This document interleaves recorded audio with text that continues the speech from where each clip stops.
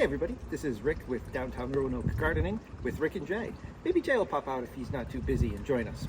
Today I wanted to talk about deadheading flowers, and I'm going to deadhead two of my favorite plants, starting with this beautiful butterfly bush. This butterfly bush has been out front here for 4 years now.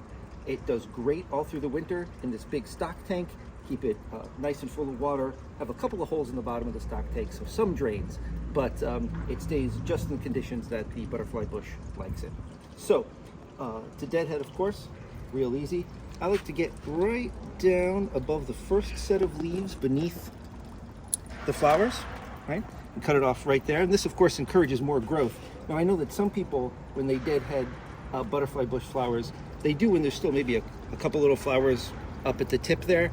But I like to let all the little flowers do their job, and so I wait until they're totally done. All right, this one's ready to go. See, it's just finished up here. And you know, one of the things you notice about butterfly bushes, a lot of times they have like three. There's the main one and then two little ones that shoot off to the sides.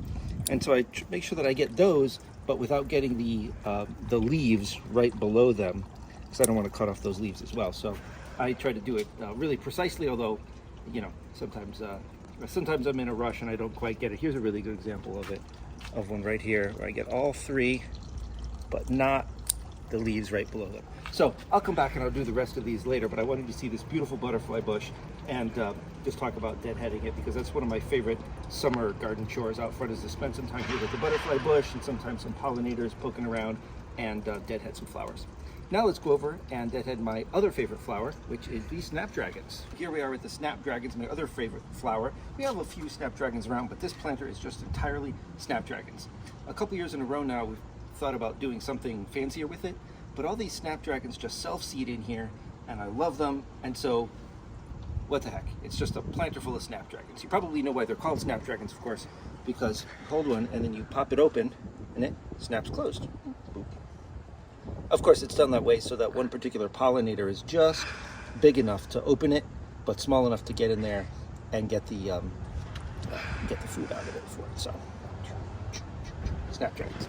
Anyway, all right, and so I like deadheading snapdragons too, which is fun because to get right in here now, you got to make a choice, right? Because there's all these leaves growing up as well, but you don't want to deadhead it. So I like to get down to right below the last spent flower, but above the leaf, and cut it there. And